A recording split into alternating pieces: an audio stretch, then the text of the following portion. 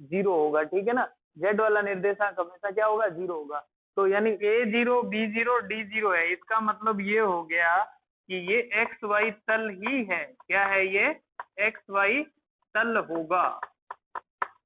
इसी टाइप से 12वां पॉइंट देखो, इसमें अगर B0 कर लेते हैं, C0 कर लेते हैं और D0 कर लेते हैं, तो अब कौन रह गया, x रह गया। तो x equal to zero, x equal to zero कहाँ होगा, वाई जेड तल में होगा, वाई जेड तल हो जाएगा ये, ठीक है।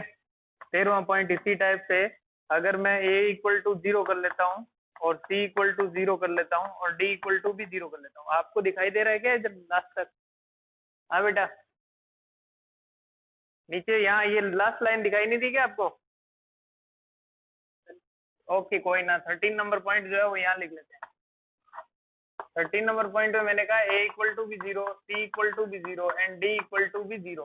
तो ऐसे केस में कौन बचा, कौन है, सिर्फ और सिर्फ क्या बचा है, b बचा है। b यानी y, y की वैल्यू हमेशा जीरो कहाँ होगी, एक्स जेड तल। तो ये हो जाएगा आपका एक्स जेड तल, एक्स जेड तल का समीकरण हो जाएगा ये, ठीक है ना।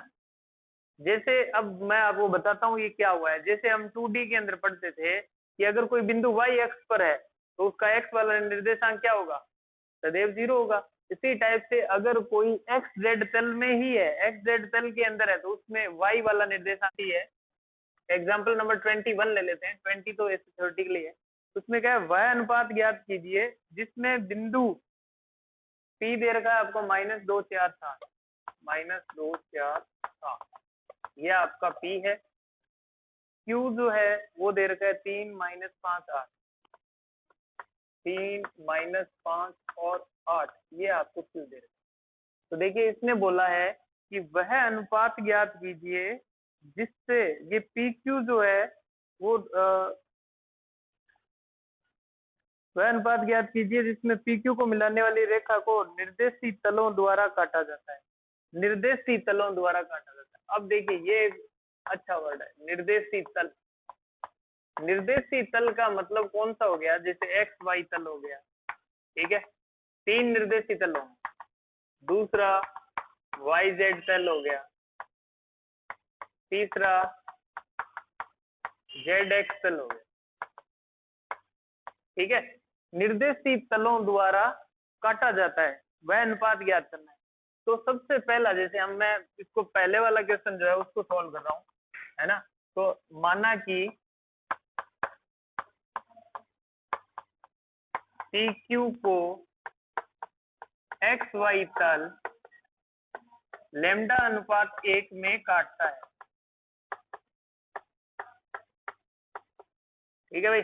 अब देखिए यहाँ पे आपको क्या करना है कि जहां से भी आपको दिक्कत होना शुरू हो जाए तुरंत बता देना, क्योंकि जब बीमारी लंबी होगी तो फिर पकड़ में नहीं आएगी, ठीक है ना। माना कि PQ को क्या कर रहा है, एक्स वाई तल लैम्डा अनुपात 1 में काटना है। तो P, जैसे ये P पॉइंट है -2 4 7, और Q जो पॉइंट है वो है आपका 3 -5 और ये 8। आपको पता है लैम्डा अनुपात 1 में काटने के लिए हमें क्या करना है, लैम्डा अनुपात 1 में काटने वाला जो बिंदु होगा वो मान लेते हैं हम R होगा। क्या होगा, R होगा। और इसमें आपको पता है ना, ये वैसे 11th क्लास में भी था, 10th में भी था, लैम्डा अनुपात 1 में काटने के लिए क्या करेंगे, लैम्डा को इधर गुणा करेंगे तो ये हो जाएगा 3 लैम्डा, और 1 को इधर गुणा करेंगे तो ये -2 बटा में लैम्डा +1, ठीक है। हमने ये क्या माना है, ये अंतः विभाजन माना है। क्या माना है, अंतः विभाजन माना है, ठीक है भाई, इसलिए अंतः विभाजन के अकॉर्डिंग कर रहा हूँ। दूसरा देखिए, लेमडा को इधर गुणा करो तो ये -5 लेमडा, इसको इधर गुणा करो +4 बटा वापस लेमडा +1, ठीक है। चलिए नेक्स्ट देखिए, अब क्या करेंगे हम, वापस से लेमडा को इससे गुणा करो तो ये हो गया 8 लेमडा, और इसको इधर गुणा करो तो ये हो गया +7, फिर डिवाइड बाई लेमडा +1, ठीक है। ये R पॉइंट हो गया, समझ आ रही है बात। यानी ये वो बिंदु है जो PQ को लेमडा अनुपात 1 में बांटने वाले बिंदु के निर्देशांक है। अब देखिए इस बिंदु की खासियत ये है कि ये बिंदु कहाँ होना चाहिए, ये एक्स वाई तल में होना चाहिए, क्योंकि मुझे वो बिंदु, वो कंडीशन चाहिए जिसके अंदर P और Q, ये जैसे मान लेते हैं ये P पॉइंट है, ठीक है, और ये मान लेते हैं ये Q पॉइंट है, इन दोनों के बीच में जैसे मान लेते हैं ये जो आपका वो XY तल है, क्या है ये XY तल, तो इन दोनों को मिलाने वाली जो लाइन है वो मान लेते हैं कि इस प्रकार से ये यहाँ कट रही है। तो ये बिंदु जो है, ये दूरी में मान ली मैंने लैम्डा है और ये दूरी मान ली मैंने 1 है, तो मैंने लैम्डा अनुपात 1 से इसको हल करने की कोशिश करी। तो अब देखिए लैम्डा अनुपात 1 में बांटने वाला जो बिंदु है वो मैंने R माना है, वो ये R है, और लैम्डा अनुपात 1 मान करके R के निर्देशांक निकाल लिए। तो मुझे कोई बताएगा कि ये R बिंदु किस में है, ये XY तल माना है, ये R बिंदु कहाँ है, XY तल में है, समझ आ रही है बात। जैसे ये P पॉइंट है, ये Q पॉइंट है, बीच में ये XY तल आ गया, तो हमें यही तो बताना है कि P और Q को मिलाने वाली रेखा को XY तल किस अनुपात में काटता है। तो मैंने लैम्डा अनुपात 1 मान लिया, वो लैम्डा अनुपात 1 में बांटने वाला बिंदु होगा कहाँ, वो तल पे ही तो होगा ना, समझ रहे हो मेरी बात। के निर्देशांक मैंने जो अनुपात वाला सूत्र होता है उससे निकाल लिया। अब यहाँ से ये जो R के निर्देशांक है, ये निर्देशांक R जो है वो है कहाँ, इस तल के अंदर है, XY तल। अब जो अभी मैंने टेबल पढ़ी थी उसमें मैंने पढ़ा था कि XY तल का अगर मुझे समीकरण निकालना हो तो XY तल का समीकरण क्या होता है, XY तल का समीकरण वो होता है, यानी इसमें से कौन नहीं है, Z नहीं है, तो Z इक्वल टू 0 होगा, यही तल का समीकरण है। देखिए XY तल वो है जहां पे Z वाला निर्देशांक हमेशा क्या होता है, 0 होता है, तो ये एक तरह से प्रतिबंध या कंडीशन है जिसे ही हम समीकरण बोलते हैं। तो देखिए ये XY तल का समीकरण है जिसमें Z की वैल्यू कितनी है, 0 है। तो देखिए अब अगर कोई बिंदु इस XY तल में होगा तो उस बिंदु का निर्देशांक भी इस प्रकार से होना चाहिए कि उसका Z वाला निर्देशांक क्या हो, 0 हो। अतः बिंदु R भी तल XY में है, अतः हमें क्या करना है, इसका भी Z वाला निर्देशांक जो है वो उठा करके 0 के बराबर रख देना है, या यूं मान लो कि ये Z बराबर 0 वाली समीकरण है, उसमें हमने इस पूरे बिंदु को रख दिया, तो इसमें X और Y की तो जगह ही नहीं है, सिर्फ Z का मान रखना है, तो Z वाला उठा के यहाँ रख दिया इक्वल टू 0। अब यहाँ से देखो ये 0 के इक्वल हो जाएगा, तो ये हो जाएगा 8 लैम्डा प्लस 7 इक्वल टू 0, ये बटा वाला गुणा हो गया 0 हो गया, और यहाँ से लैम्डा की वैल्यू आ गई -7/8, ठीक है ना, कितनी आ गई, -7/8। अब मैंने क्या माना था, मैंने माना था अंतः विभाजन, लेकिन ये वैल्यू क्या आ रही है, नेगेटिव आ रही है, तो नेगेटिव वैल्यू आ रही है, इसका मतलब ये क्या है, बाह्य विभाजन है। तो हम यहाँ लिखेंगे कि माइनस का मतलब ये हो गया कि वो क्या है, बाह्य विभाजन है। तो देखिए क्या है, XY तल PQ को या PQ रेखा को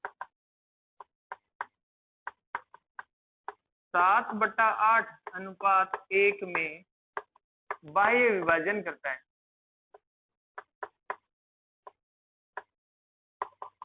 बाह्य विभाजन करता है, ठीक है। अब आपको पता है कि 7/8 को अगर इस अनुपात को पूरे को 8 से गुणा कर दूं तो कोई फर्क नहीं पड़ेगा, तो ये 7/8 अनुपात है, इसे मैं 7/8 भी बोल सकता हूँ। बाह्य विभाजन क्यों लिखा है मैंने, क्योंकि माइनस की वैल्यू आई, अगर प्लस की वैल्यू आती तो अंतः विभाजन होता। और PQ को XY तल जो लैम्डा अनुपात में, अब दूसरा YZ तल ले लेते हैं, तो यहाँ पे तल आ जाएगा YZ तल को भी मैंने मान लिया कि लैम्डा अनुपात 1 में विभाजित करता है, तो P के पॉइंट थे -2, 4, 7, और Q जो है वो था आपका 3, -5 और 8, ठीक है।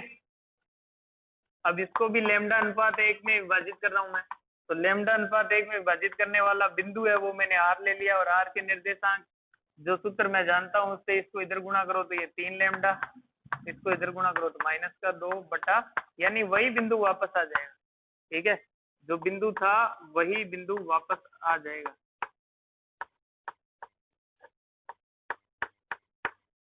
ठीक है, और इसको करेंगे इधर तो ये हो जाएगा 8 लैम्डा प्लस 7 बटा लैम्डा प्लस 1, ठीक है, ये बिंदु आ गया।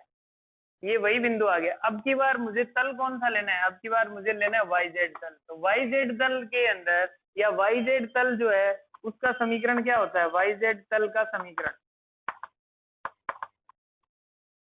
वो होता है x बराबर 0। तो अब की बार मुझे क्या करना है, x वाला निर्देशांक है इसे 0 के बराबर रख देना है।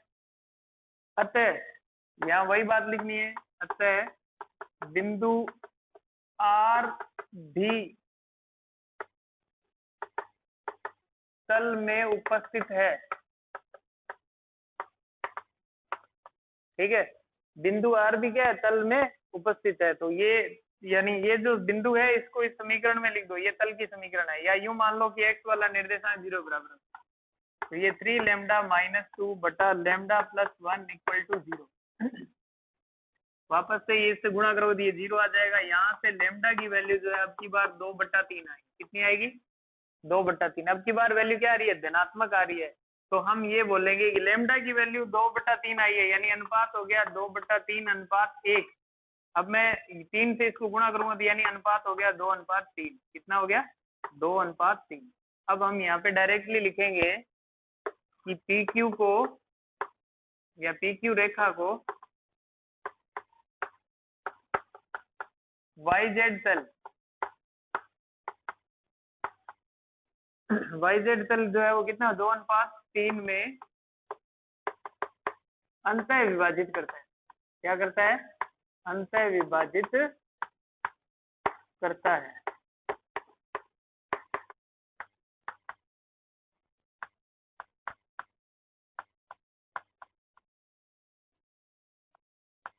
समतल का अंतःखंड रूप। देखो समतल का अंतःखंड रूप क्या है, जो अंतःखंड होता है ना, इसका मतलब ये होता है जैसे कोई समतल है वो आपको क्या कर रहा है, जैसे ये मान लेते हैं कि समतल है, ये एक्स अक्ष है, ये वाई अक्ष है और ये आपकी जेड एक्स। तो अंतःखंड का मतलब ये होता है कि जैसे कोई समतल इस प्रकार से है जो अक्षों को इन इन बिंदुओं पर काटता है। जैसे एक्स अक्ष को ए बिंदु पर काटता है, तो मैं मान लेता हूं कि एक्स अक्ष पे जो ए बिंदु है उसके निर्देशांक a, 0, 0 होंगे। आपको पता है एक्स अक्ष पे वाई और जेड के निर्देशांक तो वैसे 0 होने, और एक्स वाले को मैंने a मान लिया। यानी मूल बिंदु से यहाँ इस समतल की एक्स अक्ष जिस बिंदु पर काट रहा है उसकी दूरी a है, और इस दूरी के रूप में हम लिखते हैं, तो यही अंतःखंड रूप होता है। आपने 11th क्लास में अंतःखंड रेखा का समीकरण भी पढ़ा होगा, वो भी इसी प्रकार से। और ये आपका जो ये मैंने ट्राइंगल टाइप का जो बनाया है वो आपका समतल है, और ये पॉइंट जो है वो बी है, और बी अगर मैं मानूंगा तो वो मान लेते हैं यहाँ से यहाँ तक की दूरी जो है वो बी है। जहां समतल वाई एक्स को काट रहा है उसकी मूल बिंदु से दूरी कितनी है, बी है। तो इसके निर्देशांक हो जाए 0, b, 0, क्योंकि वाई और जेड वाले तो यहाँ पे क्या, एक्स और जेड वाले तो क्या रहेंगे, 0 रहेंगे। और ये जो दूरी है वो मान लेता हूँ मैं सी है, और ये पॉइंट भी मैं मान लेता हूँ सी है। तो इसके निर्देशांक हो जाएंगे 0, 0, सी। ठीक है, अब यूं मानो कि इस समतल का समीकरण मुझे तैयार करना है जो निर्देशीय अक्षों को इन 3 बिंदुओं पे काटता है, और इन निर्देशीय अक्षों पर जहां काटता है उसकी मूल बिंदु से आपको दूरी दी।